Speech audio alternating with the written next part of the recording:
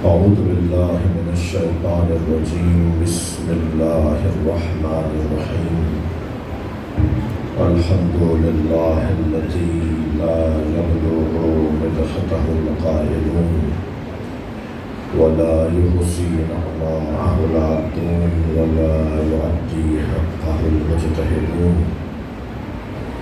الذي ليس لصفته حد محدود ولا نعت موجود ولا وقت معدود ولا أجل ممدود فترى الخلائق بقدرته ونشر الرياح برحمته والصلاة والسلام على الرسول المسدد المصطفى الأمجد المحمود الأحمد سيدنا ومولانا ومولى الكونين جد الحسن والحسين معاني والقاسم محمد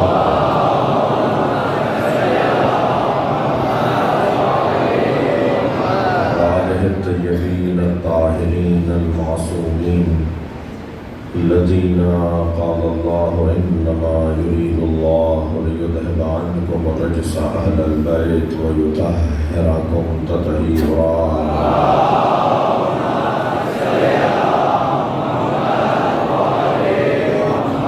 لعنة الله عليهم أجمعين من يوم عداوتهم إلى قيام يوم الدين. أما بعد قال الحكيم في القرآن الكريم بسم الله الرحمن الرحيم فلا وربك لا يؤمنون حتى يحكموك فيما شجر بينهم ثم لا يجدوا في أنفسهم حرجا مما قضيت ويسلموا تسليما.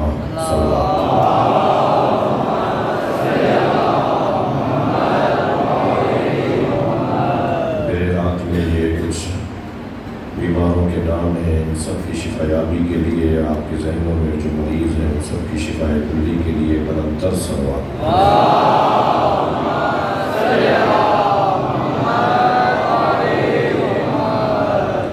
سورہ مبارکہ نساء کی 65ویں آیت. اللہ اپنے اس کلام میں عظمت مصطفیٰ بیان کر رہا ہے. پہلے تو یہ خود ایک عظمت کی بات ہے کہ خالق کا تعارف کسی مخلوق کے ذریعے سے ہو. جو بنانے والا ہے وہ پہچانا جائے بننے والے کے ذریعے. معراج پر سرکار گئے، تعریف اللہ کی ہو رہی ہے. سبحان الذی اسریٰ بعبدہ، بابرکت ہے وہ ذات جو اپنے بندے کو سیر کرانے لے گئی. سیر پر معراج پر سرکار گئے ہیں. اسی طرح یہاں اللہ اپنی تعریف کر رہا ہے یہ کہہ کر کہ تمہارے رب کی قسم. رب تو اللہ آپ کا میرا بھی ہے، مگر اس میں میری عزت ہے کہ ہماری عزت ہے کہ اللہ ہمارا رب ہے. اگر مصطفیٰ کی وجہ سے اللہ کا العزت للہ سمجھ میں آنے لگے تو یہ خود مصطفیٰ سرکار کا عنوان عظمت ہے.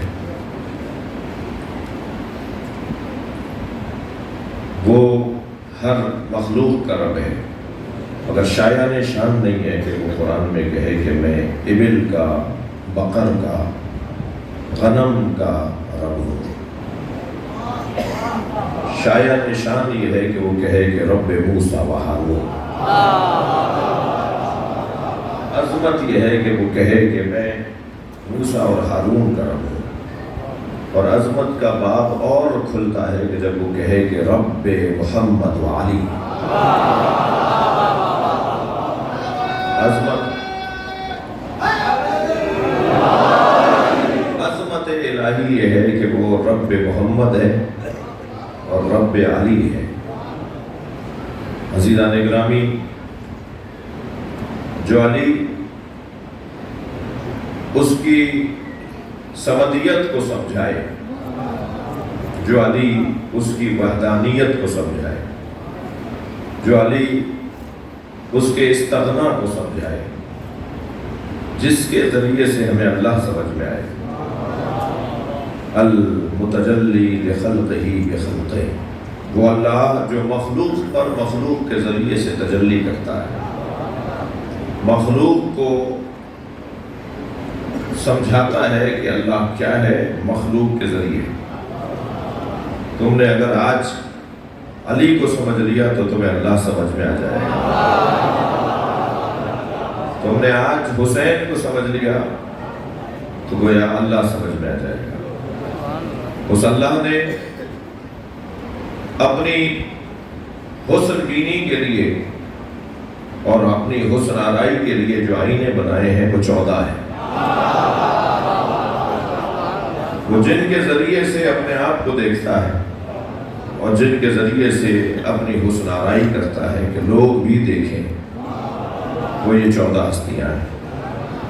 ان 14 ہستیوں میں آغاز ہوتا ہے اس ذات سے کہ جس ذات سے کائنات کا آغاز ہوا ہے۔ اللہ نے یہ کائنات عشق مصطفیٰ میں بنائی ہے۔ عاشق مصطفیٰ اللہ، اب یہ طے کرنا بہت مشکل ہے، بحث عرفانی ہے کہ اللہ عاشق مصطفیٰ ہے یا معشوق مصطفیٰ ہے۔ میں کیسے جانوں کہ اللہ عاشق مصطفیٰ ہے یا معشوق مصطفیٰ ہے؟ اس بحث کو یہاں مکمل کرتے ہیں اس جملے میں کہ جب نبی احمد ہوتے ہیں تو عاشق ہوتے ہیں، محمد ہوتے ہیں تو معشوق۔ صلوات پڑھیں محمد و آل محمد۔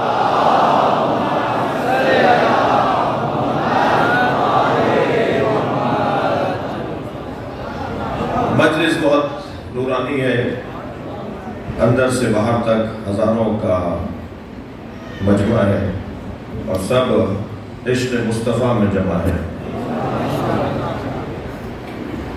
عزیزان اکرامی، ہماری کیفیت معرفت کے باب میں وہ جو مبتدی اور ابتدائی طالب علم کی کیفیت ہوتی ہے، وہ جو بچپنے کی کیفیت ہوتی ہے، اگر محاورتاً کہوں وہ کچی پکی کے بچوں کی جو کیفیت ہوتی ہے، ہماری کیفیت وہ بھی نہیں ہے۔ ہم مولا علی کی ذات کو کیا جانیں گے جب مولا کا نام ہمیں نہیں پتا؟ ہم سرکار کی ذات کو کیا پہچانیں گے جب سرکار کے نام محمد سے آشنا ہی نہیں؟ نام، یہ نام محمد کتنا میٹھا نام ہے، جوڑنے والا نام ہے، پیار بانٹنے والا نام ہے۔ یہ لفظ محمد بولا ہی نہیں جاتا جب تک کہ دو لبوں میں پیار نہ ہو۔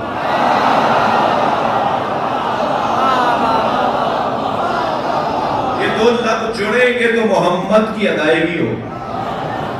گویا سرکار کا نام بھی محبت بانٹتا ہے، سرکار کا نام بھی قریب لاتا ہے، پیار دیتا ہے، شفقتیں دیتا ہے۔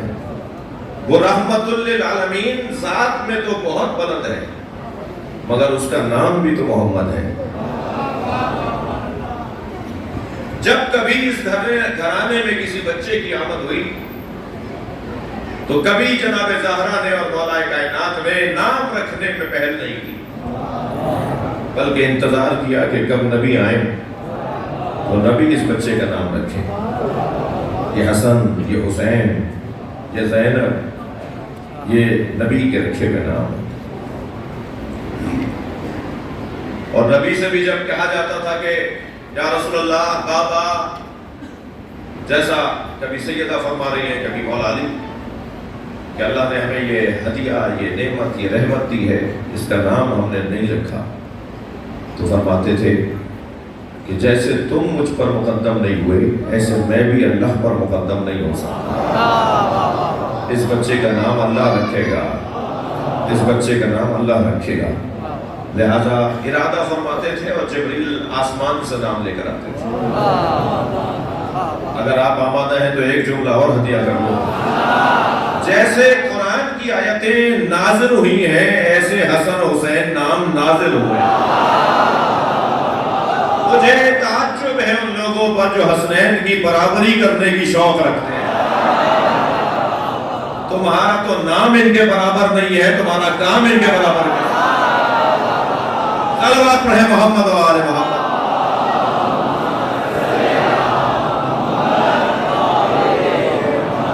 توجہ کر رہے ہیں آپ؟ ہمیشہ نام آسمان سے آتا تھا اور سرکار فرماتے تھے کہ جبریل نے آ کر ابھی بتایا کہ اس بچے کا نام شبر رکھیں۔ کہا اے جبریل، شبر عبرانی زبان کا لفظ ہے جی، یہاں عربی بولی جاتی ہے۔ کہا کہ عبرانی زبان شبر کا معنی عربی میں حسن ہوگا۔ پھر شبیر نام آسمان سے آیا۔ کہا یہ عبرانی لفظ ہے، عربی میں کیا فرمائیں گے، کیا کہیں گے؟ فرمایا شبیر کو عربی میں حسین کہیں گے۔ یہ آسمانی نام۔ جناب زینب کی آمد ہوئی، فرمایا اللہ رکھے گا میری بیٹی کا نام۔ بلائی سماعت رکھنے والے لوگ بیٹھے ہیں، محبت بھرے لوگ بیٹھے ہیں۔ ایک جملہ کہہ دوں، ہم جب اپنے بچوں کے نام اپنے گھر کے بڑے سے رکھواتے ہیں تاکہ اس بڑے کا ادب بھی ہو جائے، تعظیم بھی ہو جائے اور روایات کی پاسداری بھی ہو جائے اور اچھا نام بھی رکھ دیا جائے۔ ہمارے گھر کے بڑے تو بہرحال ہم جیسے ہوتے ہیں، اہل بیت کے گھر کے بڑے کو اللہ کہا جاتا ہے۔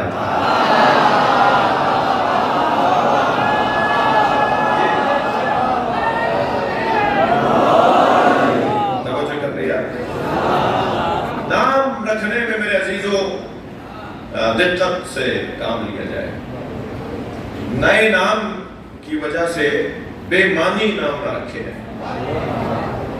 اہل بیت کے گھر سے جڑے ہوئے لوگ لا یعنی نام نہیں رکھتے، بے مطلب نام نہیں رکھتے۔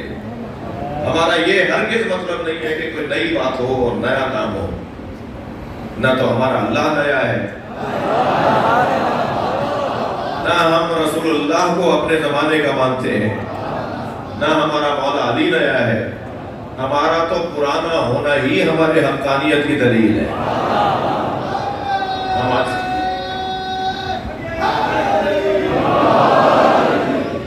کے لوگ تو نہیں ہیں، ہم آج کے لوگ نہیں ہیں۔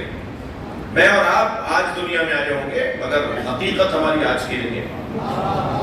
ہماری روحیں اس وقت خلق کی گئی کہ جب کچھ بھی نہیں تھا، یعنی آپ کے اور میرے پردادا کی روح اور آپ کی اور میری روح ایک ساتھ خلق ہوئی، روحیں سب کی ایک ساتھ خلق ہوئی۔ انہیں اللہ نے کسی جگہ محفوظ رکھا ہوا ہے، جب وہ چاہتا ہے بدنوں میں روحوں کو بھیج دیتا ہے۔ آپ کے 8ویں دادا کی روح اور آپ کی روح ایک ساتھ بنی، یہ اس کا کرم ہے، یہ اس کا اختیار ہے کہ اس روح کو پردادا کے بدن میں ڈال دیا اور اس روح کو پڑپوتے کے بدن میں ڈال دیا۔ وہ جب چاہے ہمیں بھیج دے، مگر ہم آج کے نہیں ہیں۔ معصوم فرماتے ہیں جب اللہ نے روحوں کو خلق کیا تو سب سے زیادہ حسین روح پنجتن کی بنائی۔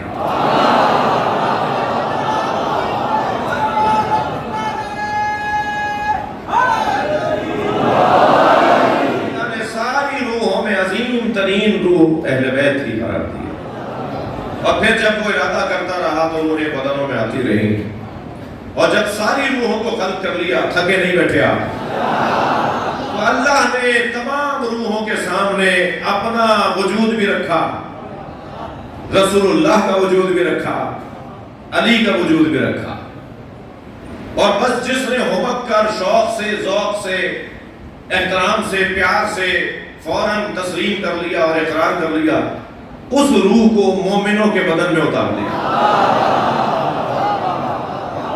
یعنی آج اگر آپ لا الہ الا اللہ پڑھ رہے ہیں تو آپ کی زبان ظاہری، لسان ظاہری آج پڑھ رہی ہے، آپ کی روح نے تو صدیوں ہزاروں سال پہلے پڑھ لیا۔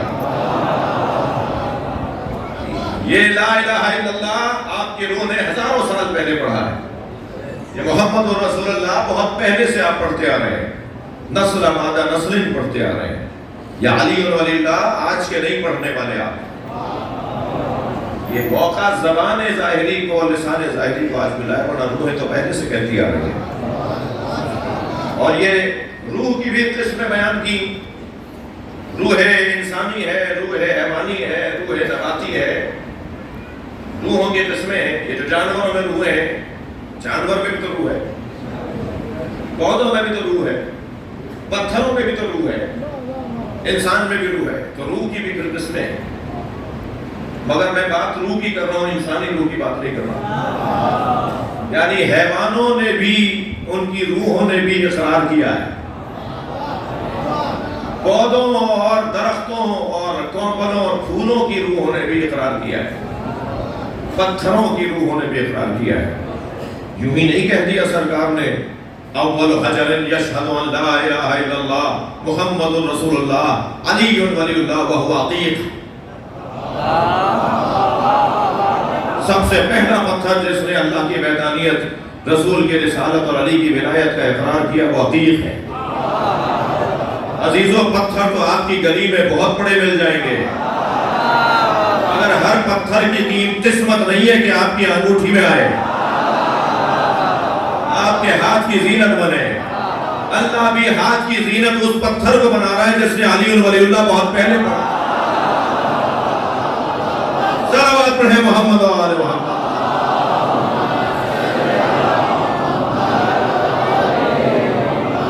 ہر ایک کو ایک جیسا، ہر ایک کو ایک جیسا احترام نہیں ملتا۔ علی علی علی علی علی علی علی علی علی علی علی علی علی علی یا علی یا علی یا علی اول من کی حدیثیں سرچ کریں میرے بچے جا کر، پہلا وہ اول من کتب بالقلم وہو ادریس، سب سے پہلے جس نے قلم سے لکھنا شروع کیا وہ حضرت ادریس ہے۔ اللہ کے نبی حضرت ادریس نے سب سے پہلے قلم سے لکھائی شروع کی۔ اول من کتب بالقلم، تھکے تو نہیں بیٹھے، اول من کتب بالقلم وہو ادریس، سب سے پہلا جس نے قلم سے لکھنا شروع کیا وہ حضرت ادریس ہے۔ کتب بالقلم علیہ، قلم نے سب سے پہلے جو حرف لکھا، جو لفظ لکھا وہ علی لکھا۔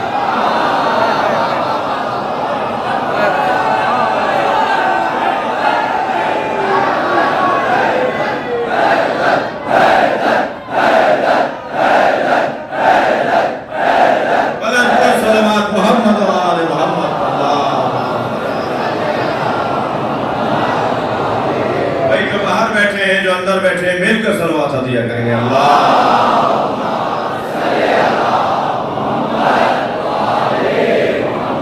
آپ کی صلوات خودروس کربلا پہنچائے گا، مل کے صلوات پڑھیں۔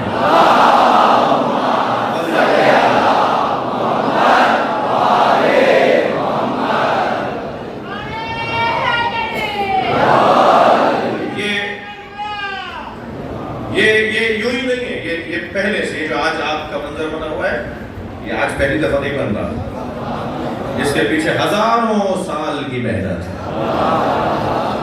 عزاداری کا دشمن بے وقوف کہلانے کے قابل بھی نہیں ہے۔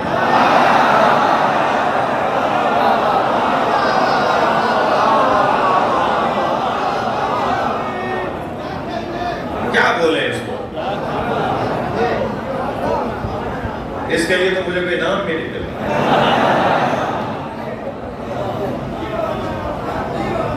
یقین جانیے اس دروازے پر صلوات پڑھیں ذرا محمد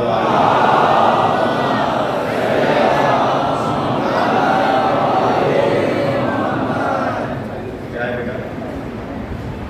چاہیے دیکھ لو بھائی، بچائیے کہیں کچھ اور نہیں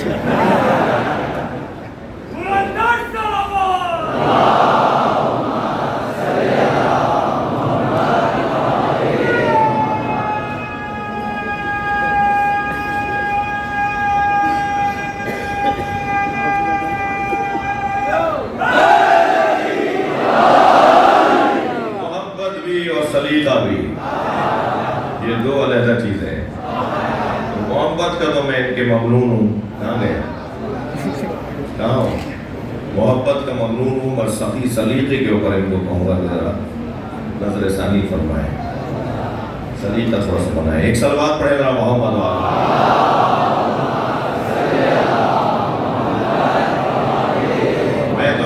मैं तो अपने दुश्मन को एक जुमला कह के आगे बढ़ जाऊं कि उसे परेशानी है कि सुबह भावलपुर जाता है, शाम को हैदराबाद जाता है।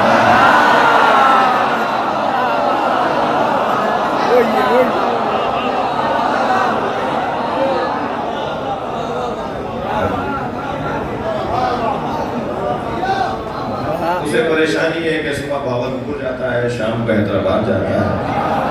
वैसे एक जुमला कह देता हूँ कि मैं तो आसमानों में जाना चाहता हूँ, तो मैं जमीन में गाड़ के जाऊँ।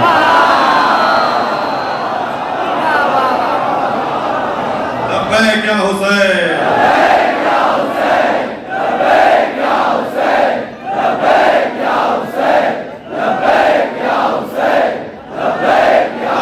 सलवात मोहम्मद व आले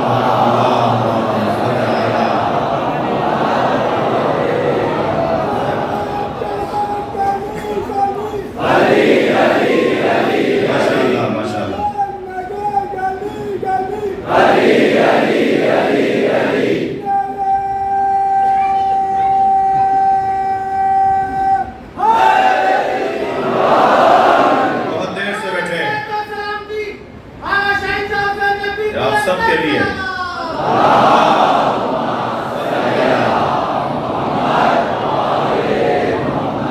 तवज्जो कर लिया आपने। बहुत देर से बैठे हैं, बहुत लंबी तकरीर का इरादा नहीं है, मगर आपका ज़ौक़, शौक़, तवज्जो, प्यार, अहले बैत से इश्क, उसका तकाज़ा ये है कि मैं किसी कंजूसी से भी काम ना लूँ। वैसे भी अहले बैत के चाहने वालों में 3 बुराइयां नहीं होती। अहले बैत के चाहने वाले में 3 बुराइयां नहीं होनी चाहिए। अहले बैत का चाहने वाला कंजूस नहीं होता।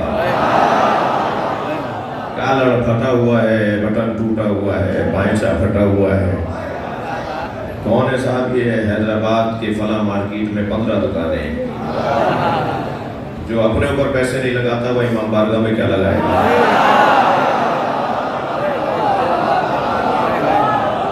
वो मदरसे में क्या लगाएगा? वो मस्जिद में क्यों लगाएगा? वो खुम्स क्यों देगा? क्या बोले मौलाना खुम्स इसलिए नहीं देते, मौलाना साहब खा जाते हैं। तो जो तुम नहीं दे के खा रहे हो, इससे जान नहीं छूटेगी। ये पुराना सीखा हो गया, ये बातिल हो चुका। अच्छा, वो पैसे, वो खुम्स के बारे में परेशान ज्यादा है कि खुम्स जाता कहाँ है, जो देता नहीं है।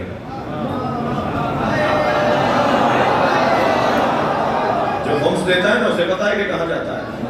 पहले तो ये गलत फहमी दूर हो जाए कि हम अल्हम्दुलिल्लाह पाकिस्तानी दूसरों को देने के हक और अहलियत में हैं, हम किसी से लेते नहीं हैं। थोड़ा सा अगर हिम्मत बढ़ा लें तो पूरी दुनिया में हम इमदादें भेज सकते हैं, हर एक के हम काम आ सकते हैं। तो कंजूस अली वाला नहीं होता। दूसरा, जो मौला अली का चाहने वाला, दूसरी कमजोरी उसमें नहीं होती, वो है बुज़दिल। बुज़दिल और अली वाला, ये दोनों बातें जुड़ती नहीं है। बुज़दिल और अली वाला ये होता नहीं है, हो नहीं सकता। खुद नाम अली, इसमें अली शजाअत लेकर आती है, बहादुरी लेकर आती है। अली वाला कभी घबराता नहीं है, परेशान नहीं होता, जाबिरों और जालिमों के सामने बात करता है। और वैसे भी हमें मजलिसों में यही पैगाम दिया जाता है कि खबरदार अपनी ऐनकें तब्दील करो, अपनी दीन तब्दील करो। वो देखो जो हुसैन दिखाना चाहते हैं। यजीद से ज़्यादा ताकतवर तो अपने ज़माने में कोई नहीं था, मगर कितना दलील किया हुसैन ने।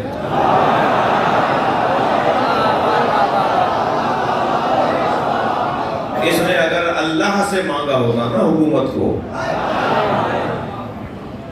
तो वजह है ये कितना दलील किया इमाम हुसैन ने इसे। अभी तो 1400 साल गुजरे हैं, इसकी जिल्लत का किस्सा खत्म नहीं हो रहा और आगे آگے دیکھیے کہ کتنا بڑھے گا. میں تو ایک عرصے سے ڈھونڈ رہا تھا کہ پاکستان میں یزیدی کون ہے.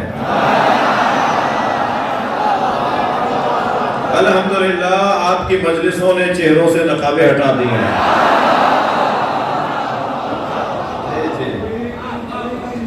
جی شاہ لطیف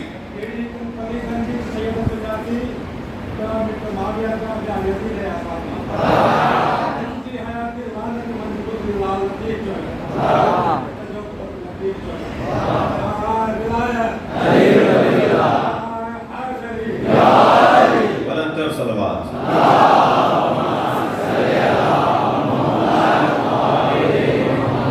بعض اوقات بعض چیزوں کا نہ جاننا بھی اچھا ہوتا ہے. صلوات پڑھے ذرا نبی کی ذات میں. اللہ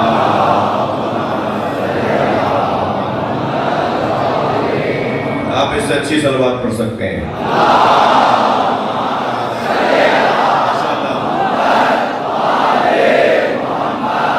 پہلا کمزور کنجوس، دوسرا کمزور بزدل، تیسرا کمزور تنگ نظر. چھوٹے دماغ والا علی والا نہیں ہوتا. تعصب، کینہ، حسد، بغض، چڑیا کا سا دل، تھوڑی تھوڑی دیر کے اندر کا پریشان ہو جاتا ہو.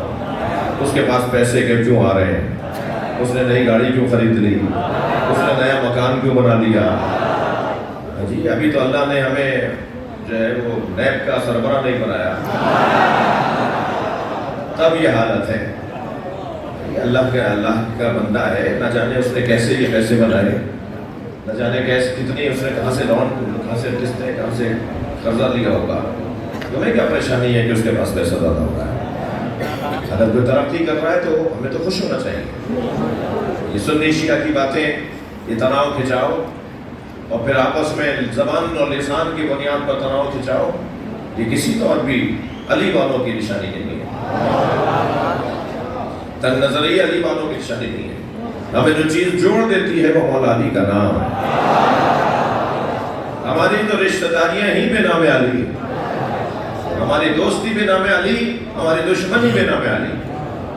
ہم اسی سے نفرت کرتے ہیں جس نے علی سے نفرت کی ہے. ہم اسی سے پیار کرتے ہیں کہ جس نے علی سے پیار کیا ہے. ہم شیعوں کی تو کمزوری بڑی روشن ہے، اور ہماری اس کمزوری کا بہت سے لوگ وقتی فائدہ اٹھا لیتے ہیں. ہمیں ہر لگا ہوا علم عزیز ہے. جہاں بھی علم لگا ہوا ہوتا ہے ہمیں اپنا گھر لگتا ہے. ہمیں مولا کا نام کوئی لے رہا ہوتا ہے ہمیں پیارا لگ رہا ہوتا ہے، اس لیے کہ وہ ہمارے مولا کا نام لے رہا ہے. اس کی زبان سے اگر مولا علی کا نام آ جائے تو ہم کہتے ہیں بس ہم پہ اس پہ قربان ہو جائیں. خاص طور پر اگر ایسے علاقوں میں کوئی مل جائے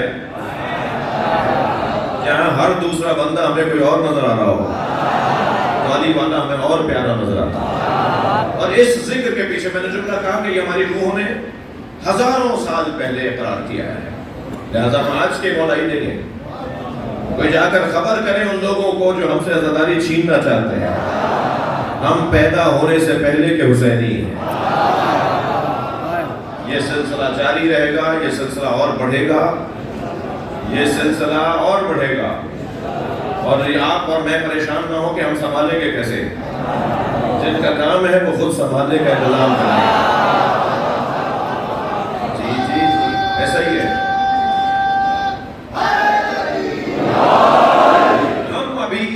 ہم ابھی نام محمد اس سے آشنا رہے.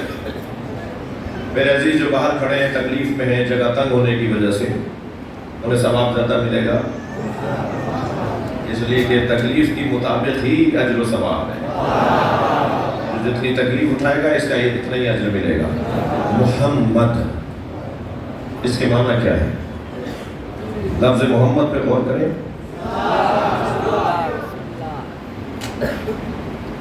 سرکار کی انجمن سجی ہوئی ہے، اصحاب تشریف فرما ہے، مولا علی مولا نبی کے سائے کی طرح برابر میں بیٹھے ہیں. کہ ایک مرتبہ میرے مولا نبی کی زبان مبارک پر جاری ہوا، قال رسول اللہ تعلموا تفسیر الابجد، سیکھو ابجد کی تفسیر. ابجد الف بے بے تے، سمجھو کہ الف کا مطلب کیا ہے جی، سمجھو کہ بے کا مطلب کیا ہے، سمجھو تے کا کیا مطلب ہے، جیم کیا ہے، ہا کیا ہے، خا کیا ہے. تو علمو تفسیر الابجد، ابجد کا علم اور تفسیر سمجھو. فَإِنَّ فِيهِ الْعَاجِيبَ، نبی کا فرمان، کیونکہ اس میں عجائب پائے جاتے ہیں، اس میں بڑے پیغامات پائے جاتے ہیں. قالو، اصحاب نے کہا وما تفسیرها یا رسول اللہ، یہ ابجد کی تفسیر کیا ہے؟ جیسے کہا نا کہ یا رسول اللہ ابجد کی تفسیر کیا ہے، آپ فرما رہے ہیں کہ تفسیر ابجد ہم سمجھیں، ابجد کی تفسیر اور تشریح سمجھیں، کیا ہے تفسیر؟ میرے مولا نبی نے مولا علی کی طرف دیکھ کر فرمایا عجب یا علی، یا علی تم جواب دو. یہ علی کے علاوہ میں دعویٰ کرنے کو اچھا نہیں سمجھتا، مگر یہاں میں لفظ دعویٰ کہے بغیر کہہ دیتا ہوں کہ میں جاننا چاہتا ہوں طالب علمانہ انداز سے کہ کوئی ایک مثال دکھاؤ کہ نبی کے ہوتے ہوئے نبی نے کسی صحابی سے کہا ہو کہ جواب تم دو.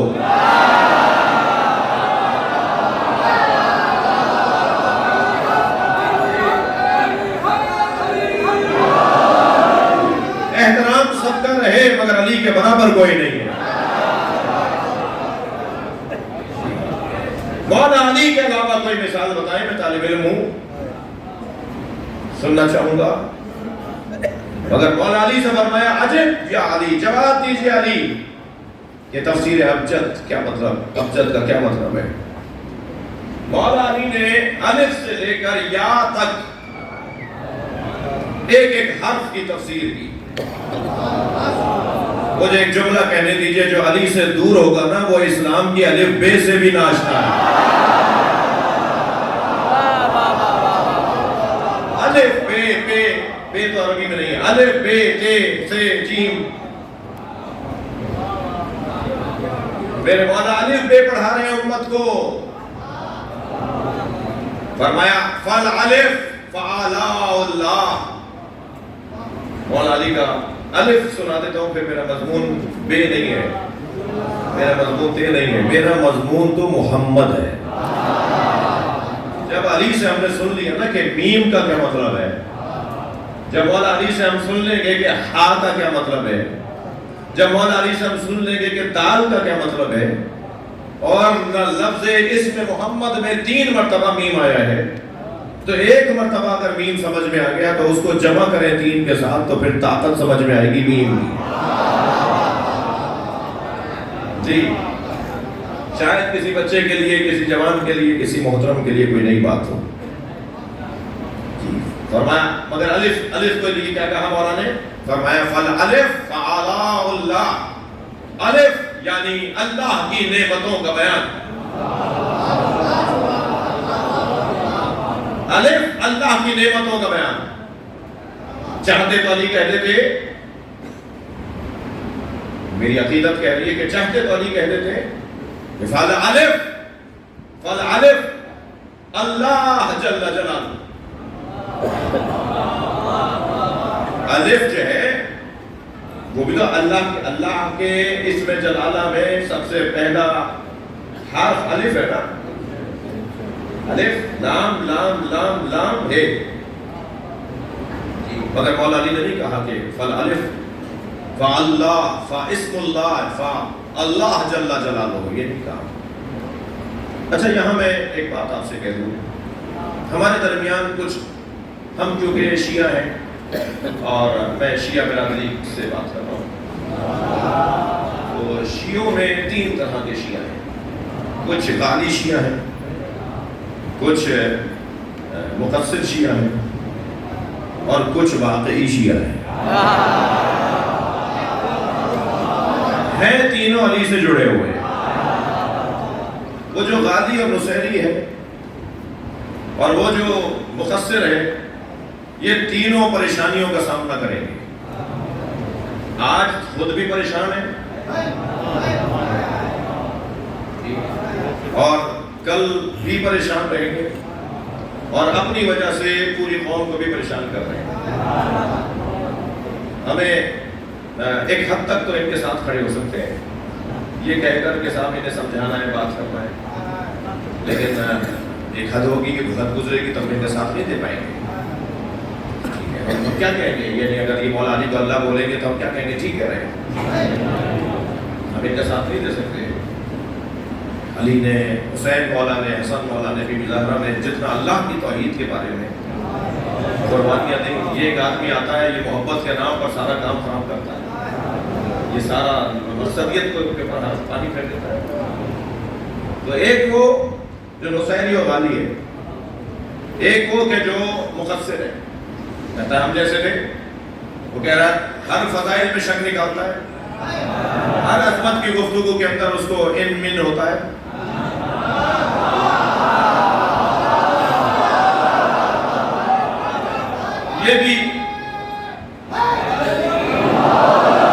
یہ بھی گمراہ ہے اور یہ بھی نامناسب آدمی ہے، اور یہ خود بھی پریشان ہے اور پوری قوم کو بھی پریشان کرتا ہے، کیونکہ حلیہ تو ایک جیسا ہی ہے،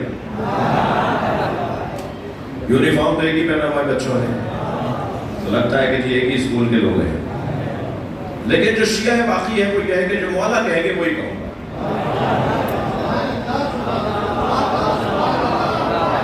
جو مولا اپنے بارے میں کہیں گے میں وہی کہوں گا۔ اب اگر مولا کائنات نے اپنے بارے میں فرض کیجئے کوئی ایسی بات کی ہو جو قرآن کی صریح آیت سے ٹکرا رہی ہو، مثلاً فرمایا انا اول انا آخر انا ظاہر انا باطن، یعنی نے کہا ہے انا اول انا آخر انا ظاہر انا باطن، یعنی نے کہا ہے، مگر یہ قرآن کی آیتوں سے ٹکرا رہا ہے، تو ہمیں فوراً علی کے قول کی تردید نہیں کرنی، رد نہیں کرنا، انکار نہیں کرنا، بلکہ دیکھنا ہے کہ کس سے کہا اور کس معنی میں کہا۔ جب میرے معصوم امام سے پوچھا گیا کہ مولا علی نے فرمایا انا اول و انا آخر ہو، تو وہ تو قرآن میں اللہ کو اول و آخر کہا ہے، تو میرے معصوم امام مسکرائے، فرمایا تمام بندگان الہی میں اگر کوئی اول ہے تو علی ہے، تمام کائنات کے اختتام پر جب سب سے زیادہ جو وجود ظاہر ہوگا وہ علی ہے، تو اول میں بھی مخلوق میں علی، مخلوق میں آخر میں بھی علی۔ تو پھر جو اس طرح کے اقوال ہے جو بظاہر قرآن کی آیات سے یا صریح اور صحیح واضح حدیثوں سے ٹکراتے ہیں، ان کو سمجھنے کے لیے کسی استاد کے پاس جانا پڑے گا۔ اور عزیزان گرامی، دو لوگوں نے تو معاشرے کی کمر توڑ دی ہے، ایک سیلف میڈیسن کے بیماروں نے اور ایک سیلف اسٹڈی کے مسلمانوں نے، بغیر استاد کے مطالعہ کرنے والے لوگ اور بغیر ڈاکٹر کے دوائیاں کھانے والے لوگ۔ ذرا صلوات پڑھ لیں محمد والے۔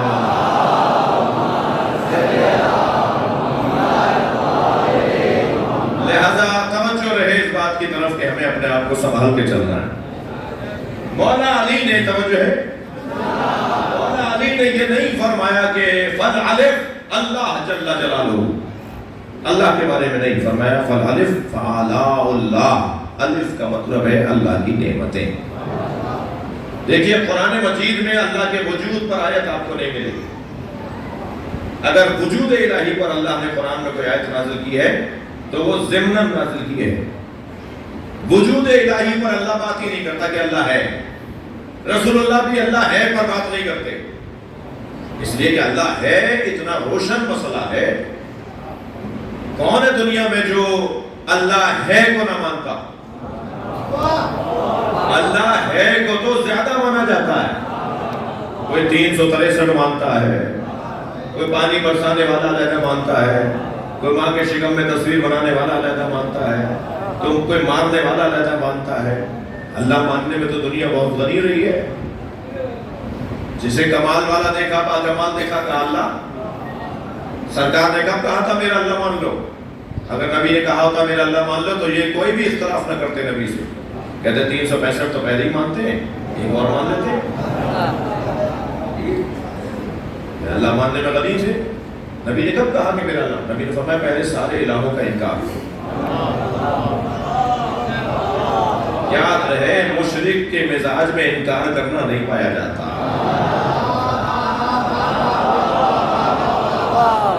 انکاری مشرک نہیں ہوتا. سب کو مان لو یہ بھی صحیح. صلوات پڑھے نا محمد.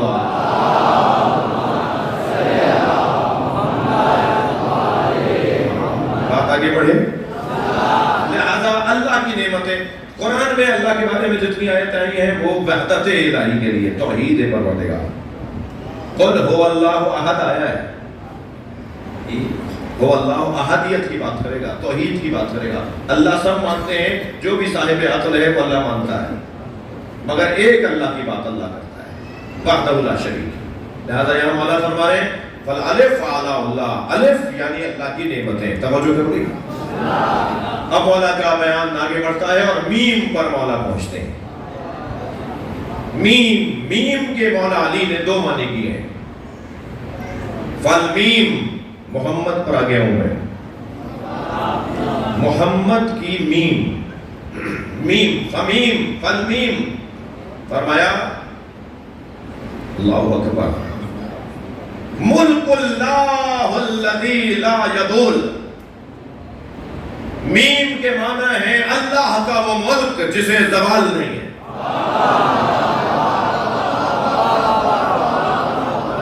بہت شکریہ, آپ نے سنا.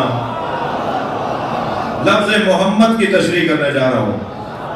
بحر الانوار میں یہ روایت, علماء نے اس روایت کو لکھا ہے فالمیم ملک اللہ الذی لا یدول. میم کا مطلب دو معنی مولا نے دیے. ایک یہ معنی, اور میں آج اسی ایک معنی پر بھی پورا اتر جاؤں, یعنی میں آپ کو یہ اپنی نوکری پوری کر دوں آج کی تو بھی غنیمت ہے. دوسرے معنی جو علی نے بیان کیے ہیں اس کے لیے یقیناً مفت نہیں ہے. ملک اللہ الذی لا یدول. میم کے ایک معنی. میم کے دوسرے معنی توجہ. اللہ اکبر.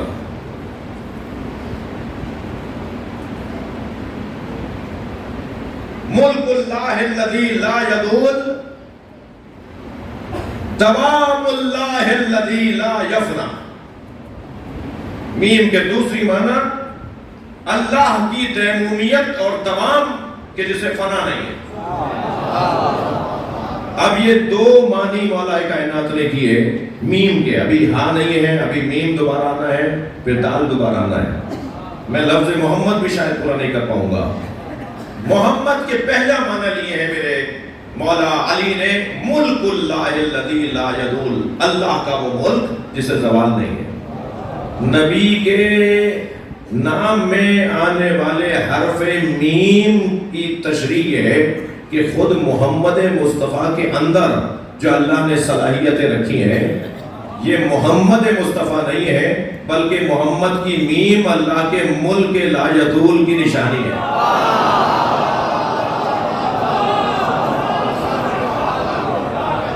ملک اللہ الذی لا یدول. ملک جب لفظ ملک ذہن میں آئے گا تو مالکیت کو تصور کیا جائے گا. جب لفظ مالکیت کو تصور کریں گے تو مملوک کو بھی تصور میں لانا پڑے گا. ملک ہے تو کوئی مالک ہے, مالک ہے تو اس کی مملوک کیا ہے. مالک کی دو قسمیں, ملکیت حقیقی اور ملکیت اعتباری. آپ نے اپنی گاڑی کے بارے میں تصور کر لیا کہ یہ آپ کی ہے, یہ ملکیت اعتباری, تصوراتی, فرضی, قراردادی. سوچ لیا آپ نے کہ آپ کی گاڑی ہے. 1 گھنٹے پہلے آپ نے اتنے لاکھ روپے کسی کو دیے, اس نے کاغذ آپ کے حوالے کیے, ادھر پیسے دیے ادھر کاغذ لیے, آپ نے کہا یہ میری ہے. سوچ لیا آپ نے. جس نوٹ کے ذریعے سے گاڑی لی کچھ عرصے بعد ریاست ان نوٹوں کو بھی کینسل کر دیتی ہے. ان کی کوئی حیثیت نہیں, کاغذ کا ٹکڑا ہو جاتا ہے. پھر روڈ پہ بھی پڑا ہوگا تو شاید کوئی ریکارڈ میں رکھنے کے لیے تو اٹھا لے, مگر اس 5,000 کے نوٹ کا کسی کو ٹرافی بھی نہیں ملے گی. اس کی حیثیت ہی نہیں ہے. سر سوچا ہوا تھا کہ آج تک یہ نوٹ اہمیت کا ہے, کل سوچ لیا کوئی اہمیت نہیں ہے, ضائع ہو گیا. تو یہ ملکیت ہے اعتباری, فرضی, قراردادی, تصوراتی ملکیت ہے, تصوراتی. لیکن ایک ملکیت ہے ملکیت حقیقی. ملکیت حقیقی کے لیے شرط ضروری ہے. یہ شرط ہے کہ مالک اپنی ملکیت کے اوپر تسلط رکھتا ہو, اختیار رکھتا ہو, جی حکم چلا سکتا ہو. مجاز ہے کہ ملکیت اس کی بات کو نہ مانے. وہ اپنی سواری کو کہے کہ چل تو چلے, وہ اپنی سواری سے کہے کہ رک تو رک جائے.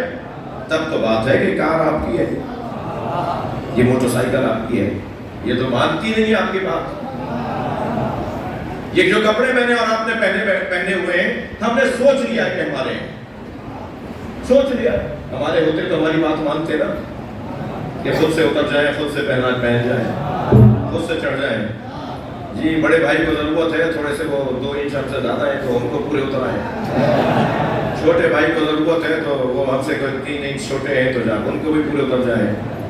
نہیں ہو رہا ایسا. ہم بہت کہہ رہے ہیں مگر سن ہی نہیں رہا ہماری بات. کیسا مالک ہے یہ مالک کا اعتباری ہے, یہ مالک فرضی ہے. لیکن مالک حقیقی جب آپ نے مملوک پر حکم چلائے گا تو مجال نہیں ہے کہ مالک کی بات کو مملوک نہ مانے.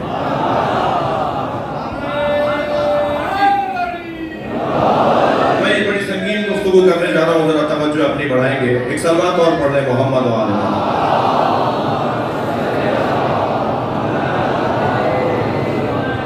توجہ ہے, تھوڑی سنگین بحث ہے, برداشت کر لیجیے گا. آخری دن اسی لیے رکھیے کہ اب تو جانے کا راستہ بھی نہیں ہے, سن کے ہی جائیں گے اب تو آپ. ایک سلوات اور نبی کی ذات پر.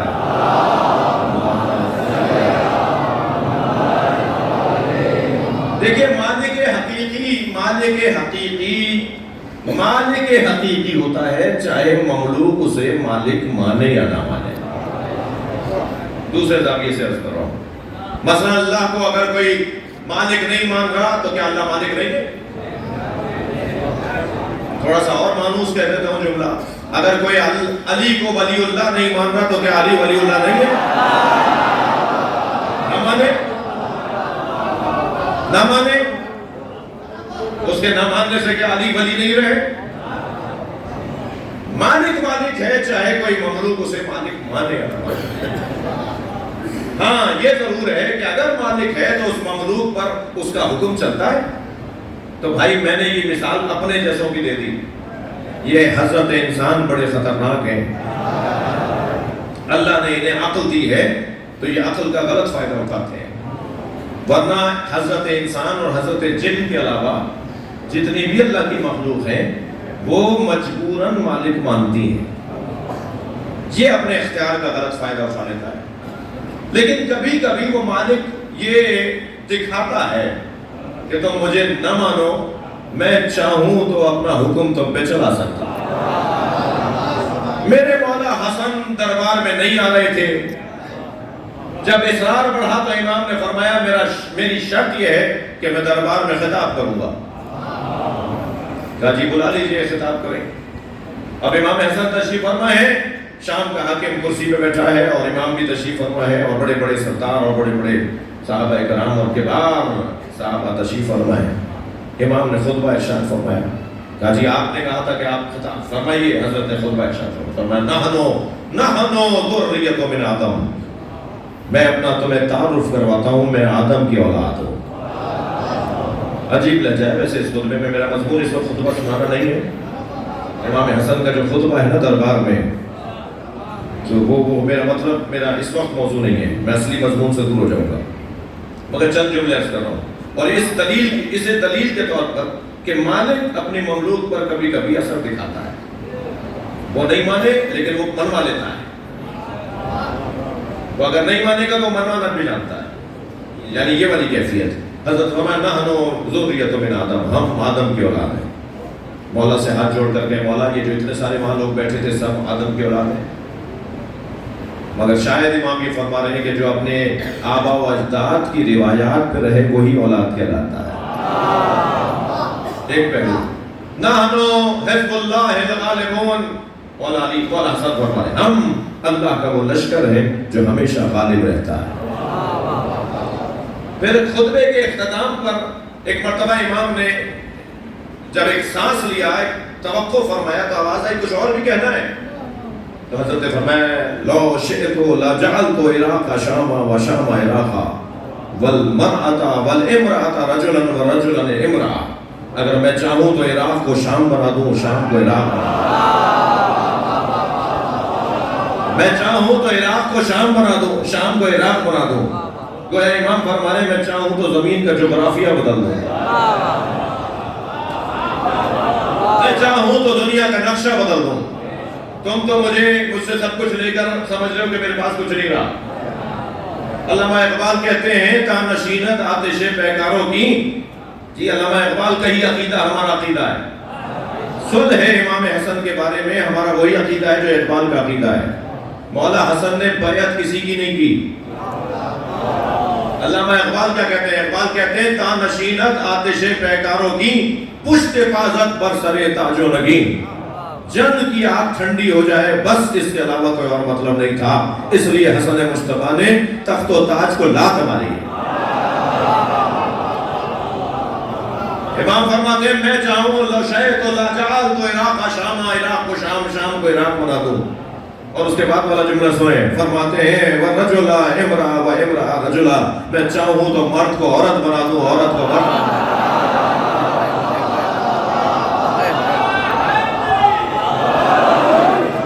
جیسے ہی امام نے یہ جملہ کہا، وہاں بیٹھا ہوا ایک شخص کھڑا ہو گیا، کہا یا ابن رسول اللہ فَمُكَ صَغِيرٌ وَكَلَامُكَ كَبِيرٌ، آپ کا دہن چھوٹا ہے اور بات بہت بڑی ہے۔ وَمَنْ يَقْدِرُ عَلَىٰ ذَلِكَ، کون ہے جو یہ کر سکے کہ عراق کو شام بناتے اور شام کو عراق، مرد کو عورت بناتے اور عورت کو مرد بناتے؟ جیسے کہ اس نے کہا نا کہ کون کر سکتا ہے ایسا؟ تو امام نے فَنَظَرَ إِلَيْهِ شَذْرًا، امام نے اسے غور سے دیکھ کر فرمایا اما تستحین تجلسین فی الرجال، شرم نہیں آتی مردوں میں بیٹھی ہے؟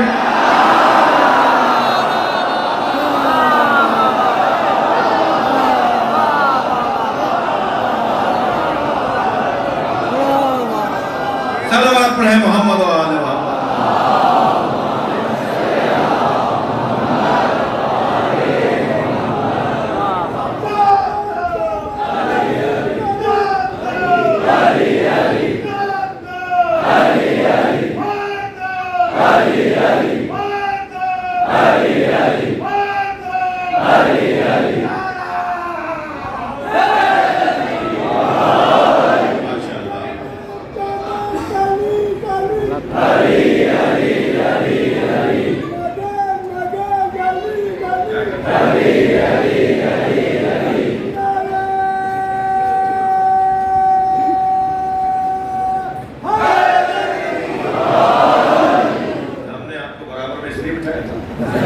صلوات پڑھیں ذرا محمد و آل محمد۔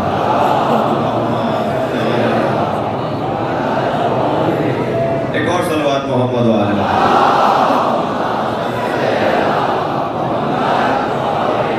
اس سے بہتر اور بلند صلوات۔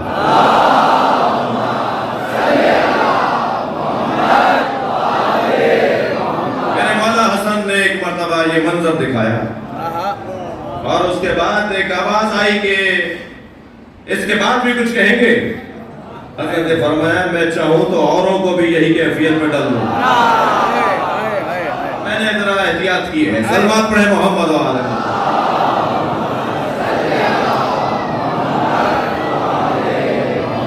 اور پھر اس کے بعد فرماتے ہیں سنو سنو میں کون ہوں؟ میرے مولا حسن اپنا تعارف فرما رہے ہیں احمد و ضمیری، میں حسن وہ ہوں جس کا ضمیر محمد مصطفیٰ ہے۔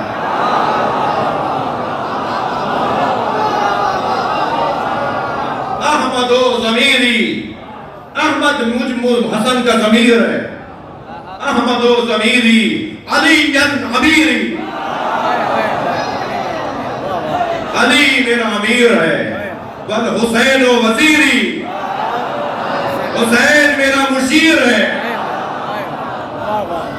حسین میرا وزیر ہے۔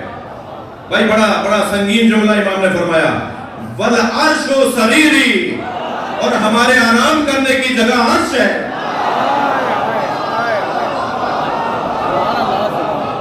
سبحان اللہ. اس کے بعد کا جملہ سنیں، فرماتے ہیں والجبریل فقیری، جبریل ہمارا فقیر ہے. صلوات پڑھیں.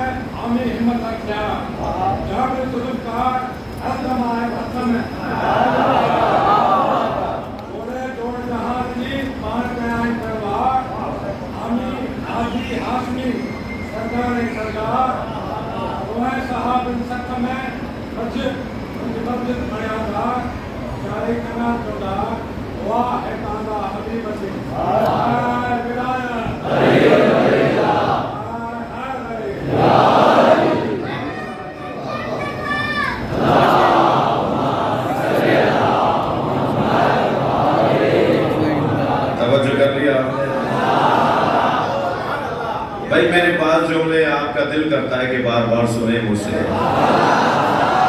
اب شاعری میں تو یہ لوگ موسیٰ کاظم صاحب تشریف فرمائے یہ مصروں کو دوبارہ پڑھ دیتے ہیں جب مجمع کہتا ہے، تو نثر میں تو یہ نہیں ہوتا. والجبریل فقیری، والا فرما رہے جبریل میرا فقیر ہے. کس درجے کی گھرانا ہے، کس کیفیت کا گھرانا. جبریل بیٹھے ہیں نبی کی خدمت میں. سرکار نے پوچھا کم عمر ہو کیا جبریل؟ جبریل تمہاری عمر کتنی ہے؟ تمہاری عمر کتنی بیٹا؟ تمہاری عمر کتنی ہے؟ 12 سال. تمہاری عمر کتنی ہے؟ تمہاری کتنی ہے؟ 9. یہ بچے جانتے ہیں کہ عمر بولتے ہیں.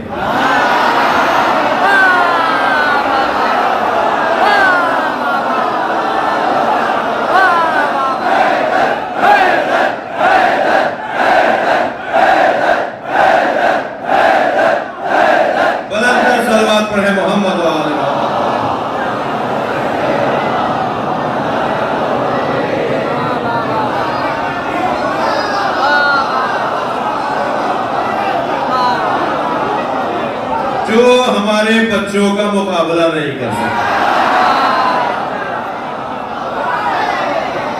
صلوات پڑھیں محمد و آل محمد.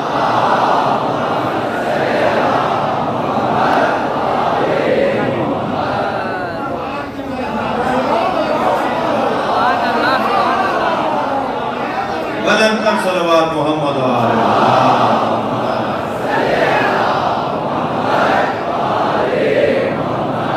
آگے بڑھے. میم کا مطلب ہے ملک اللہ الذی لا یزول. ملک اللہ الذی لا یزول، اللہ کا وہ ملک کہ جس میں زوال نہیں ہے. تو ملکیت حقیقی وہ ہے کہ جس میں مالک کا اختیار ملکیت پر مملوک پر چلتا ہو. مالک حقیقی اللہ. الملک للہ لمن الملک اليوم. پوچھا جائے گا کس کا ملک ہے؟ جواب آئے گا للہ الواحد القہار. مالک اللہ ہے، عالم اللہ ہے، قادر اللہ ہے، رازق اللہ ہے. اب یہ ساری چیزیں اس کی ذاتی ہیں. جب کہہ دیا کہ ذاتی ہیں تو تمہیں کوئی مشیر تو نہیں بنایا اس نے کہ کس کو دوں اور کس کو نہیں. اس کا تو کوئی مشیر ہی نہیں ہے. اس کا تو کوئی مشیر ہی نہیں ہے. جب اس نے تمہیں مشیر نہیں بنایا تو تم اپنی طرف سے کیوں کہہ رہے ہو کہ کسی کے پاس نہیں ہے؟ اس اللہ سے پوچھا جائے نا کہ وہ مالک ہے، وہ علم کا وہ مالک، قدرت کا وہ مالک. قدرت اس کی، علم اس کا، ملک اس کا، رزق اس کا، ہر چیز اس کی. وہ جس کی ذاتی چیز ہے نا، تو وہ قرآن مجید میں کہہ رہا ہے. اللہ اکبر. اللہ کہہ رہا ہے مالک الملک، کائنات کا مالک ہے. تؤتی الملک من تشاء، جسے چاہے گا تو ملک دے دے گا، قرآن چاہے گا جسے ملک دے دے گا۔ اب وہ جسے ملک دیتا ہے نا تو وہ ایسا ملک کو ہم دیتے ہیں تو ہم دیتے ہیں، کیا حالت ہے، کیا حالت ہے، ہم دیں گے تو پھر ایسا ہی ہوگا۔ تو جب اللہ دے گا تو پھر کوئی مانے نہ مانے وہ مالک ہے۔ لہذا اللہ نے جنہیں مالک بنایا وہ سورج کو پلٹا سکتے ہیں، وہ چاند کے ٹکڑے کر سکتے ہیں، وہ جانوروں سے بات کر سکتے ہیں، وہ مردوں کو زندہ کر سکتے ہیں، وہ ہواؤں کو چلا سکتے ہیں، وہ ہاتھ اٹھائیں تو بادل برسنا شروع ہو جائے۔ جی خراسان کے لوگ آئے میرے مولا کے پاس، مولا قحط سالی ہے، جانور مر رہے ہیں، لوگوں کی زندگیاں ختم ہو رہی ہیں۔ امام نے فرمایا چلو باہر، میں دعا کروں گا تو ملائی آمین کہنا۔ امام نے دونوں ہاتھ اٹھائے تو گھٹا چڑھنے لگی، خراسان کے لوگ جانے لگے کہ ابھی بارش برسے گی۔ امام نے فرمایا رکو رکو، یہ جا کر نیشاپور میں برسے گا۔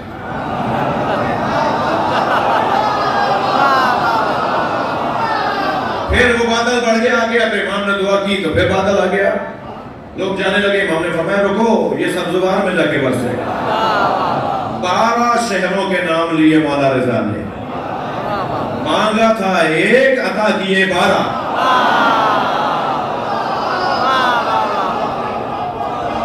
اللہ جنہیں مالکیت دے گا، اللہ جنہیں ملک عطا کرے گا۔ سالم عقیدہ تشیع بیان کر رہا ہوں، مجھے پتا ہے کہ ممبر پہ کیا کیا مسائل ہوئے ہیں، اور یہ ممبر تشیع کو سالم رکھنے کا ضامن ہے۔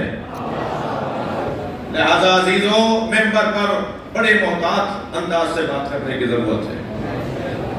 ایک غزل کہی تھی ہم نے امام زمانہ کو یاد کرتے ہوئے، غزل تو امام کے لیے کہی جائے گی، تو اس میں وہ مطلع اور ایک شعر جو ابھی مضمون میں آگے مجھے یاد سناتا ہوں۔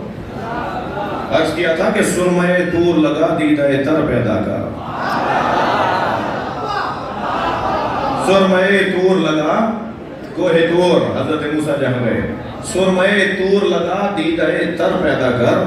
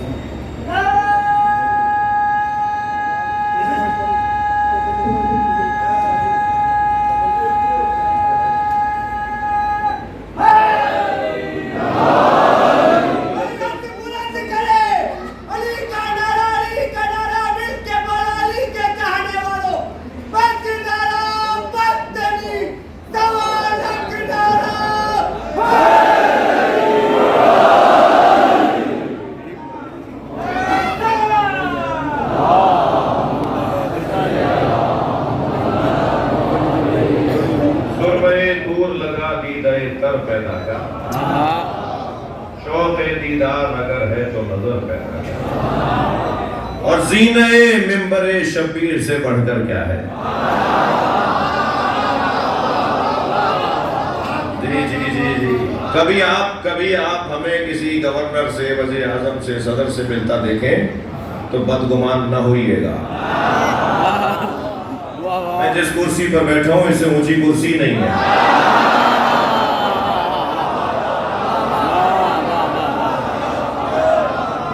سر توجہ، زینہ ممبر شبیر سے بڑھ کر کیا ہے؟ جی توجہ ہے نا؟ جب کہنا نہیں مانتے تو نقصان ہوتا ہے. صلوات پڑھنے ذرا محمد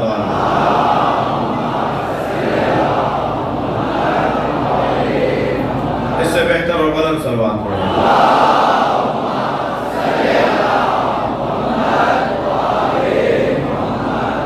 یہ جو جنریٹر لگایا گیا ہے یہ امام بارگاہ کے حساب سے لگایا گیا ہے اور آج بجلیاں امام بارگاہ سے 3 برابر زیادہ لگی ہوئی ہیں. یہ کیا ہو رہا ہے؟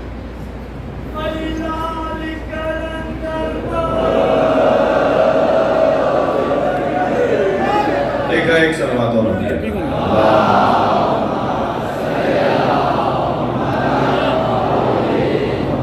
بات آگے بڑھے. زینہ ممبر شبیر سے بڑھ کر کیا ہے؟ زینہ ممبر شبیر سے بڑھ کر کیا ہے؟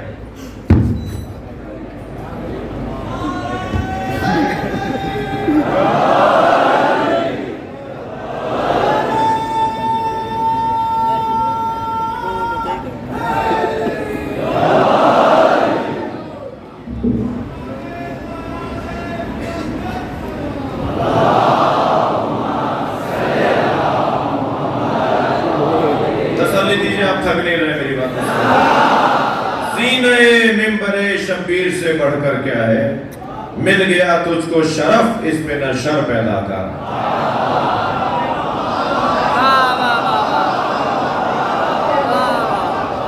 میں خطیبوں سے اور ذاکروں سے گزارش کروں گا اور اپنے قبیلے کے لوگوں سے بات کروں گا. اللہ نے آپ کو شرف عطا کیا ہے، اس شرف کو ضائع نہ کرو، اس شرف کو ضائع نہ کرو. مضبوط بات ہو، صحیح بات ہو، کچھ اس حسین اور عظیم ملت کو دے نہیں سکتے تو ان سے لو بھی نہ. ان کے سالم عقیدوں کو خراب نہیں کرو. جو بزرگوں سے ان کے عقیدے چلے آ رہے ہیں ان کو خراب نہیں کرو. انہیں کچھ دے نہیں سکتے تو ان سے لو بھی نہیں.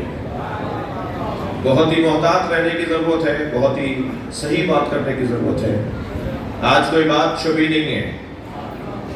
یہ جو ہم موبائل آپ سے رکوا رہے ہیں نا، اس کی وجہ یہ نہیں ہے کہ کوئی لائیو چلے گا تو مجھے کوئی مشکل ہو جائے گی. نہیں، بے ادبی ہے، مجلس کی توہین ہے. آپ کو کیا حرم امام حسین میں موبائل لے جانے دیتے ہیں؟ مولا رضا کے حرم میں موبائل لے جاتے ہیں آپ؟ خدا نہ خواستہ آپ کے کسی عزیز ترین فرد اللہ اسے زندگی عطا فرمائے، اس کا جب جنازہ رکھا ہوگا تو آپ نکال کے سیلفیاں کھینچیں گے؟ نہیں ہوگا نا ایسا. یہ بے ادبی ہے کہ مجلس ہو رہی ہے، ایک صاحب موبائل لیے بیٹھے ہوئے، وہ سمجھ رہے ہیں کہ میں کوئی خدمت کر رہا ہوں. وہ اپنے اس موبائل کو بلند کر کے ماحول کو غیر روحانی بنا رہے ہیں. دائیں والا بھی مصروف کیا ہوا ہے اپنے ساتھ، بائیں والا بھی، پیچھے والا بھی مصروف کیا ہوا ہے، اور ساتھ میں وہ کمنٹس بھی پڑھ رہے ہیں کہ کون کیا کہہ رہا ہے. وہاں سے کینیڈا میں صاحب ہے جو بستر پہ لیٹ کے مجلس سن رہے، انہوں نے کہا آواز صحیح نہیں آ رہی. ابھی اسے جواب میں لگ گئے کہ آواز اور بڑھا رہا ہوں. تم مجلس میں آئے ہوئے ہو یا کسی اور جگہ پر آئے ہوئے ہو؟ یہ امام بارگاہ ہے، یہ تفریحی پارک نہیں ہے. خدا کے واسطے مجلسوں کو مقدس ہی رہنے دیا جائے.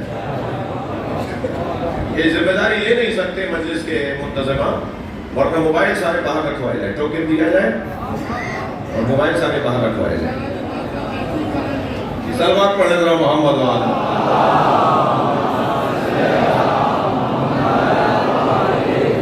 اچھا، یہ تھوڑی سی کڑوی بات ہوتی ہے تو آپ کی صلوات بھی ڈھیلی سی ہو جاتی ہے.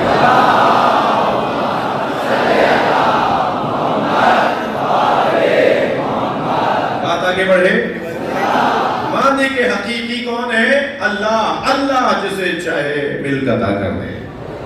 اب نبی مکرم کی ذات اللہ کے ملک کا جلوہ ہے. سنگین گفتگو شروع ہو رہی ہے. ملک اللہ الذی لا یزول، اللہ کا وہ ملک جس کو زوال نہیں ہے. نبی کے نام میں 3 مرتبہ میم آیا ہے.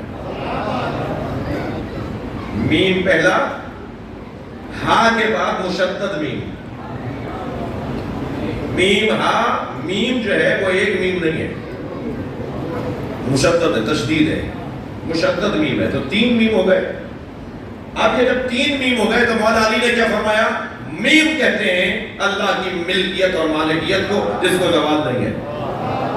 سرکار کے نام میں اللہ نے 3 میم رکھے ہی اس لیے کہ مخلوق سے پہلے بھی اللہ کا ملک محمد، مخلوق کے ساتھ بھی اللہ کا ملک محمد، مخلوق ختم ہو جانے کے بعد بھی اللہ کا ملک محمد۔ صلوات پڑھے محمد مصطفیٰ پر۔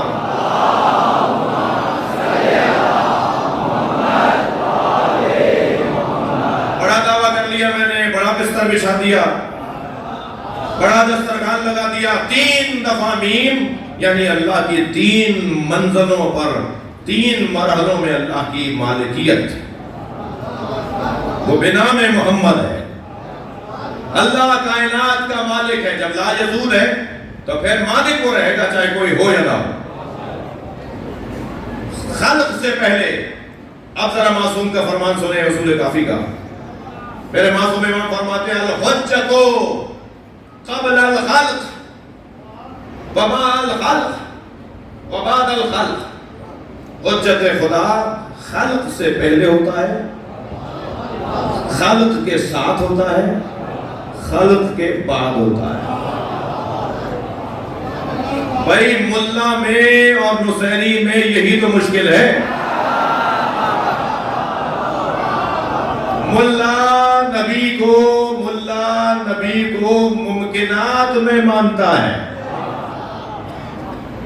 اور نصیری نبی کو واجبات میں مانتا ہے، اور جو نبی کا شیعہ ہے اور نبی کا چاہنے والا ہے وہ یہ کہتا ہے کہ ممکنات کی حدوں سے بالا تر ہے اور واجبات کے تحت واجب کے تحت فرمان ہے۔ یہ وہ ہستی ہے، میں نے فلسفے کی تو اصطلاحیں سنائی ہیں آپ کو، جو ممکنات کی حدوں سے بالا تر ہو وہ یہ ذات ہے، اور جو واجب کے تحت فرمان ہو وہ یہ ذات، واجب اللہ، جو اللہ کے تحت فرمان ہو وہ یہ ذات، اور جو ہم جیسے اور کائنات میں کوئی بھی ہو اس سے بالا تر ہو وہ یہ ذات۔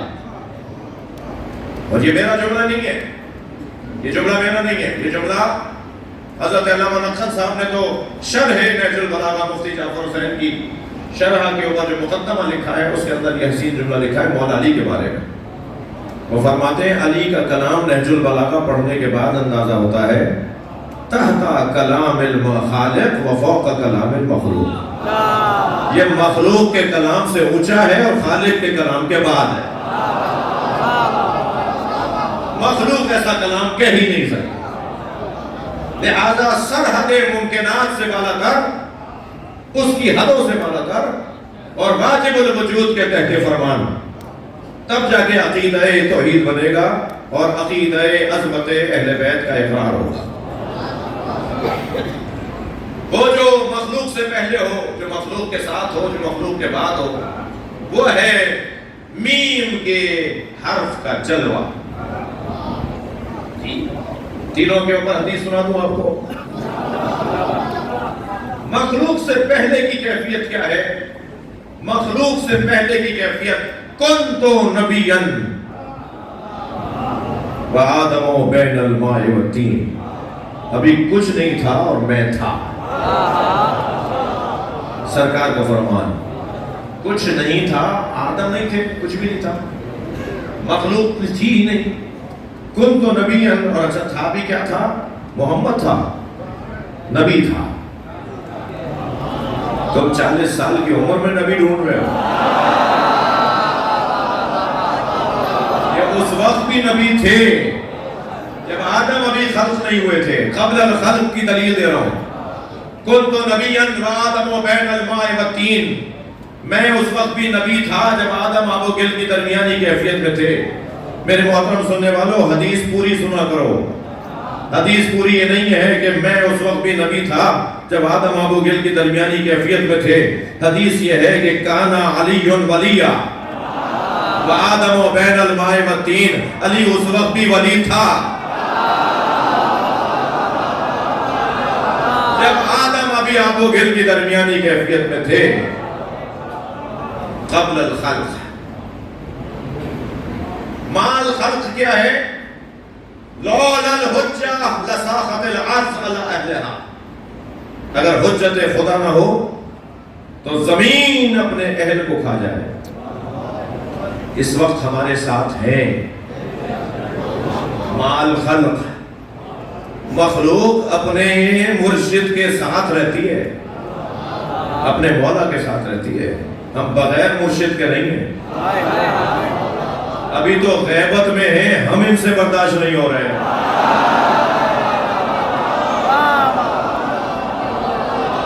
خمینی اور سیستانی ان سے برداشت نہیں ہو رہا ہے. خامنائی اور بشیر حافظ بشیر ان سے برداشت نہیں ہو رہا ہے. ابھی تو مولائی برداشت نہیں ہو رہا.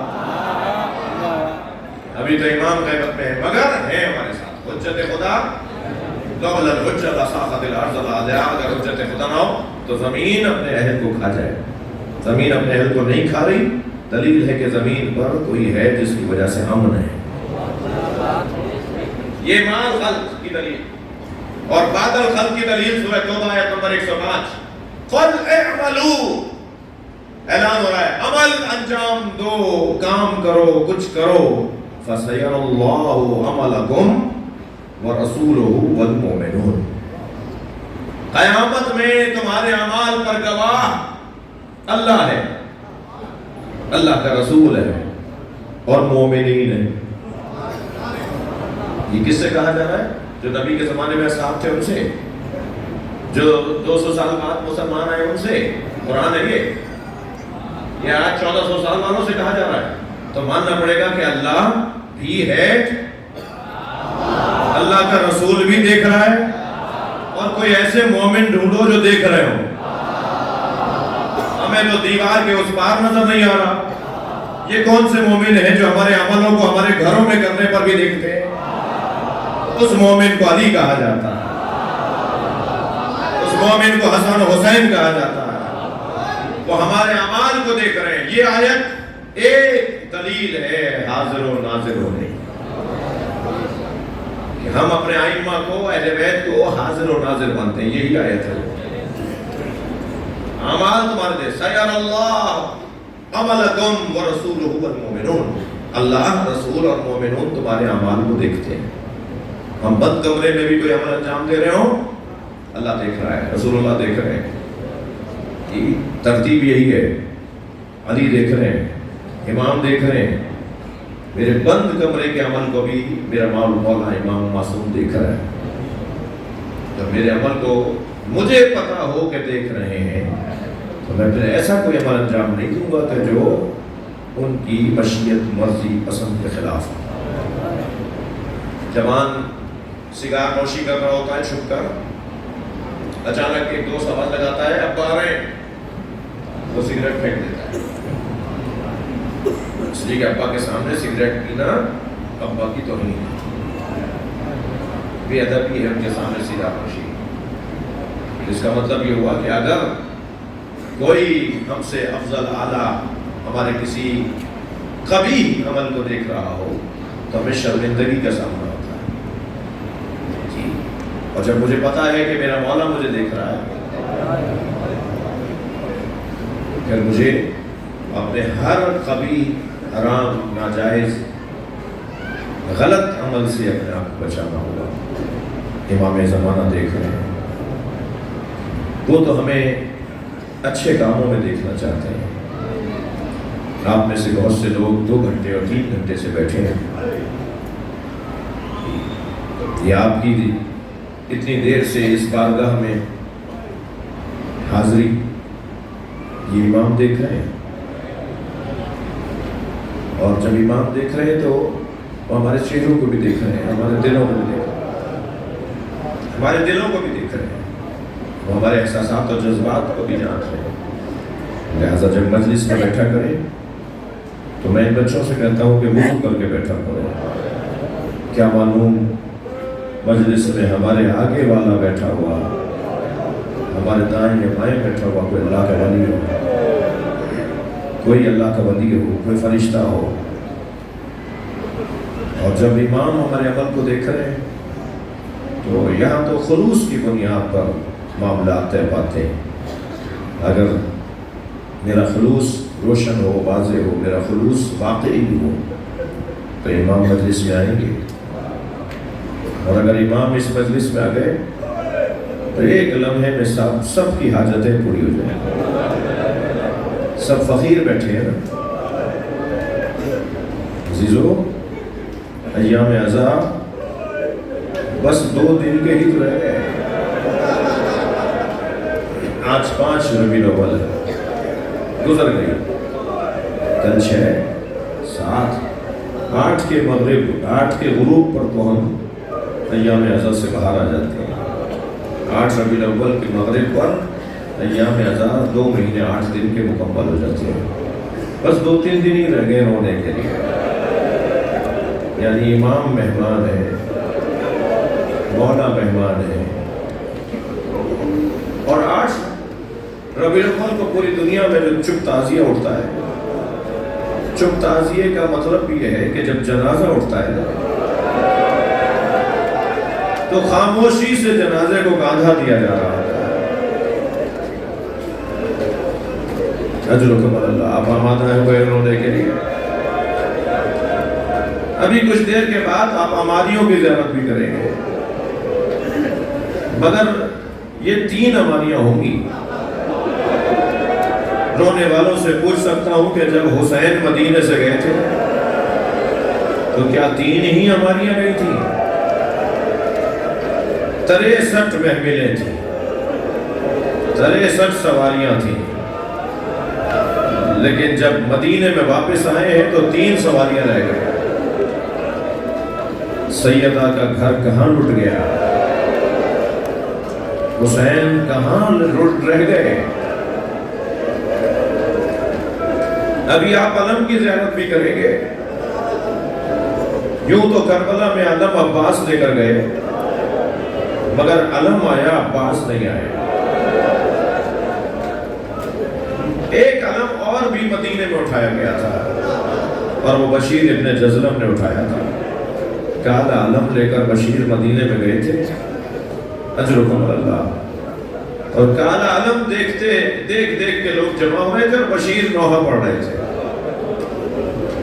اے اہل یثرب، اب مدینہ رہنے کے قابل نہیں، اس لیے کہ جو حسین کا بھرا گھر گیا تھا وہ لٹ کر واپس آ جائے. حسین کربلا میں مارے گئے. اجرکم اللہ، اجرکم اللہ. آپ کی آوازیں بلند ہیں. خدا کسی غم میں نہ رلائے. جب آپ مجلس میں بیٹھا کریں تکلف کر کے نہیں رویا کریں. اور خاص طور پر یہ مجلس ہے جو آخری دنوں کی مجلس ہے. اللہ ہماری زندگیوں میں یہ ایام عزا آخری ایام قرار نہ دے. بعد میں بھی ہمیں مولا کی خدمت کا موقع ملے.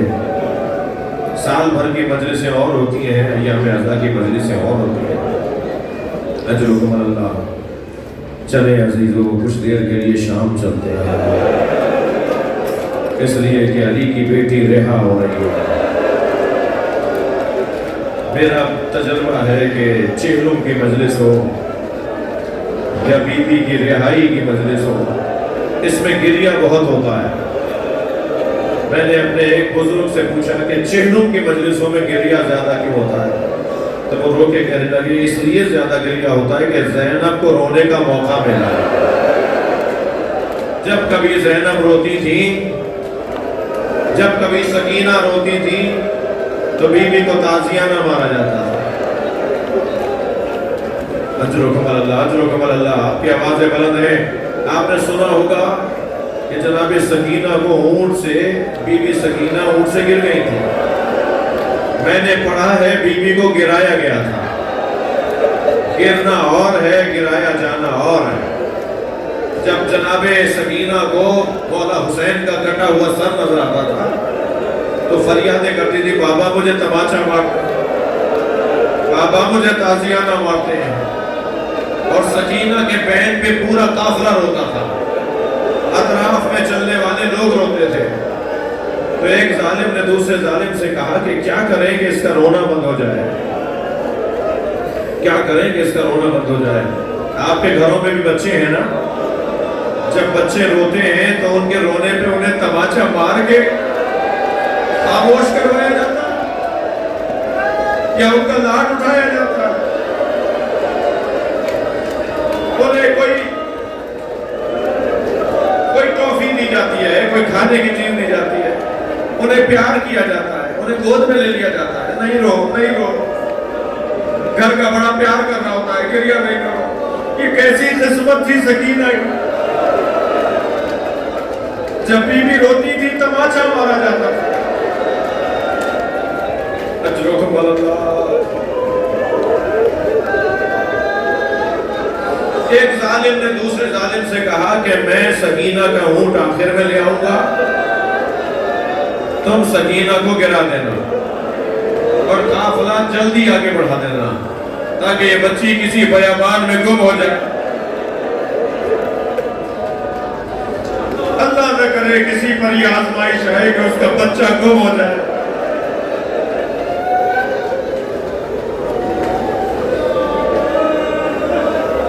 جن ماؤں کے بچے گم ہو جاتے ہیں نا، ان کی حالت دیکھنے کی ہوتی ہے۔ مجلس میں خواتین ہیں جن کے بچے گم ہو جاتے ہیں، ان کی حالت غیر ہوتی ہے، بیان نہیں ہو سکتی۔ جناب سکینہ کا اونٹ آخر میں لے کر آئے، ابن رجب نامی ایک ظالم نے دامن پکڑ کر بی بی کو گرا دیا۔ قافلہ آگے بڑھا، بی بی پیچھے پیچھے دوڑتی ہوئی آ رہی ہے، بھیا میں گر گئی، پھپھی اماں میں گر گئی، اماں رباب میں گر گئی۔ سر حسین جس ندی پر ہے، جناب زینب نے دیکھا کہ حسین کا سر رو رہا ہے، آنکھوں سے آنسو جاری ہے امام حسین کے۔ آواز دے کر کہا بھائی کس چیز نے رلایا ہے؟ تو سر حسین سے آواز آئی میری سکینہ گر گئی۔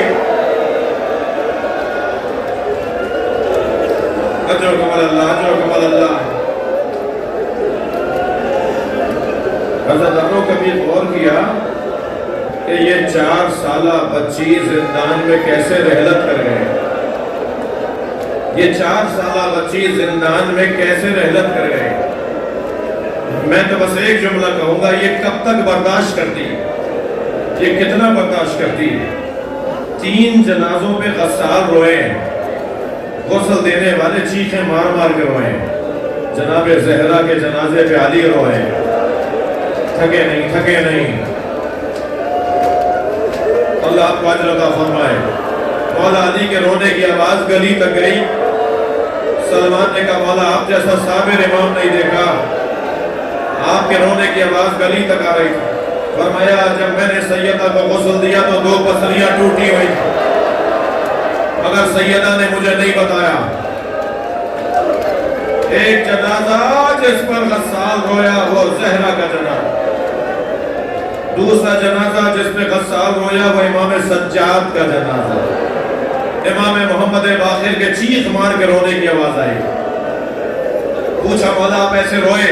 فرمایا بابا کا کرتا اتارا تو بدن میں تازیانوں کا نشان۔ تیسرا جنازہ سنیں گے، جناب سکینہ کا جنازہ۔ غسالہ روتی ہوئی باہر آئی اور امام سجاد کے سامنے جا کے بیٹھ گئی، کہنے لگی کہ آپ کی بہن کو کیا بیماری تھی؟ امام نے فرمایا میری بہن کو کوئی بیماری نہیں تھی، کہ جب میں نے کرتا علیحدہ کیا ہے تو بدن پہ نیلے نشان۔ اجر و کمال اللہ، اجر و کمال اللہ۔ یہ بچی کہاں تک برداشت کرتی؟ مگر عزاداروں رونے آئے نا، عزاداروں اس بچی نے خود کو قربان کر کے پورا خاندان آزاد کروا دیا۔ کیونکہ اماں میں مر جاتی ہوں، آپ مدینے چلی جائیں۔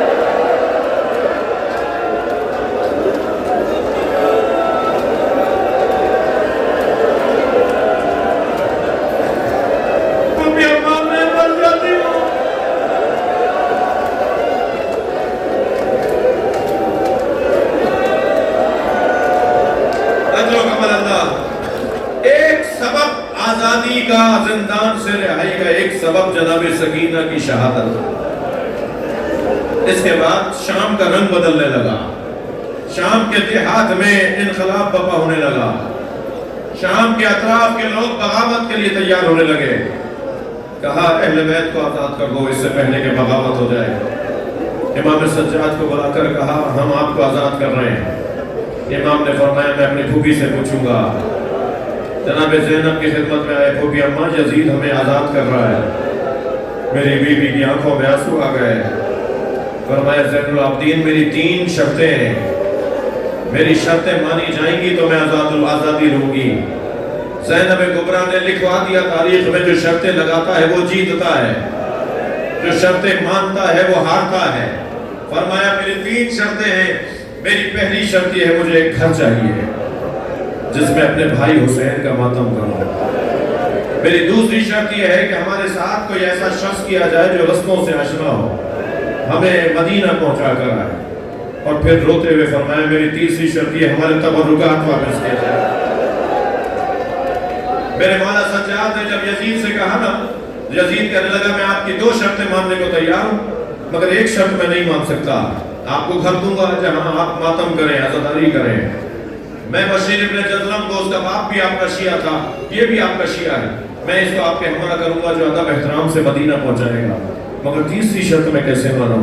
کوئی تبرک لوٹ کے کہیں چلا گیا، کوئی چادر لوٹ کے کہیں رہ گیا، کوئی زیورات لوٹ کے کہیں رہ گیا، میں وہ پیسے دینے کو تیار ہوں جو ان تبرکات کی قیمت ہے۔ امام بیٹھے ہوئے تھے، کھڑے ہو گئے، امام نے فرمایا تیرے پاس وہ قیمت، وہ پیسہ کہاں ہے جو اس کرتے کی قیمت ادا کر سکے جو میری دادی زہرا نے میرے بابا حسین کے لیے؟ تیرے پاس وہ پیسہ کہاں ہے جو اس چادر کی قیمت ادا کر سکے جو زینب کے سر سے اتاری گئی ہے؟ اجر و کمال اللہ۔ گھر ملا جناب زینب نے 10 دن تک شام میں عزاداری کی، 10 دن عزاداری کی، عشرہ کیا جناب زینب نے۔ بشیر ابن جزلم تیار ہے کہ قافلہ مدینے پہنچائے۔ ان 10 دنوں میں ایک دن کچھ، دوسرے دن کچھ تبرکات آنا شروع ہوئے۔ ایک دن ایک گٹھری لا کے رکھی گئی، جناب زینب نے گٹھری کھولی تو چادریں نظر آئی۔ ایک چادر کو دیکھ کر کہا بھابی ام فروا آپ کی چادر آ گئی ہے۔ ایک اور چادر نظر آئی تو فوراً آواز لگائی بھابی ام لیلا آپ کی چادر بھی آ گئی ہے۔ ایک اور چادر کو دیکھ کر آواز دی ہے بہن ام کلثوم تمہاری چادر بھی آ گئی ہے۔ رو رہے نا آپ، ایک چھوٹی سی چادر پر نگاہ گئی۔ جناب زینب نے چادر اٹھائی، قبر سکینہ پہ پھیلا، سکینہ اٹھو تمہاری چادر بھی واپس آ۔ اجر و کمال اللہ، اجر و کمال اللہ۔ مجلس ہو گئی ہے مگر ایک منزل اور لے لیجئے۔ جناب زینب نے دیکھا کہ محملوں پر رنگین کپڑے لگے ہوئے ہیں۔ فرمایا زین العابدین میں ان محملوں میں نہیں بیٹھوں گی، اجعلوہا سودا حتی یعلم الناس نحن فی ادائی اولاد الدہرہ، انہیں کالے کپڑوں میں تبدیل کرواؤ تاکہ جہاں جہاں سے سواریاں جائیں لوگ سمجھ جائیں کہ زہرا کے بچوں کے عزادار آ رہے ہیں۔ کالے کپڑے لگوائے گئے، محملیں تیار کروائی گئیں، ساری بیویاں محملوں میں بیٹھنا شروع ہوئیں۔ امام سجاد کی آواز آئی پھوپھی اماں کیا ساری بیویاں بیٹھ گئیں؟ جناب زینب کے رونے کی آواز بلند ہوئی، اے زین العابدین بھابی رباب نظر نہیں آ رہے، بھابی رباب نظر نہیں آ رہے۔ امام نے فرمایا مجھے پتا ہے میری ماں رباب کہاں ہے۔ امام آگے آگے پیچھے پیچھے جناب زینب، جیسے ہی زندان شام میں قدم رکھا کیا دیکھا جیسے کوئی ماں اپنے بچے کو گلے لگائے، ایسے جناب رباب نے قبر سکینہ کو سینے سے آواز دیتی ہے سکینہ اٹھو ہم مدینے واپس جا رہے ہیں، سکینہ اٹھو۔ جناب زینب کی آواز آئی بھابی قافلہ تیار ہے۔ روتے ہوئے فرمایا میرا مدینے میں کون ہے؟ میرا والی کربلا میں رہ گیا، میری بچی اکیلی رہ گئی۔ اجر و کمال اللہ، اجر و کمال اللہ۔ کیسے اٹھایا جناب رباب کو اس کا بیان مشکل ہے۔ محمل میں آ کر بیٹھی بی بی، قافلہ چلنے لگا، جیسے ہی شام کی عورتوں نے آوازیں دی الوداع یا زینب، الوداع یا زینب، جناب زینب نے محمل کا پردہ ہٹا کر کہا شام کی عورتوں مجھ پر ایک احسان کرو گی؟ اللہ اللہ آپ کو شام لے جائے، جناب زینب کی زیارت کرے اور وہاں سے چھوٹی بیوی کی قبر میں بھی جائے۔ جناب زینب نے کہا مجھ پر ایک احسان کرو گی؟ آواز آئی زینب حکم کریں، بیوی حکم کریں۔ فرمایا ہماری سکینہ کو اکیلا نہ چھوڑنا، آج بھی شام کے دیہات کی عورتیں کھلونے لا کے ڈالتی ہیں اور ایک نوحہ پڑھتی ہیں تمہاری پھوپھی سے وعدہ کیا تھا تمہیں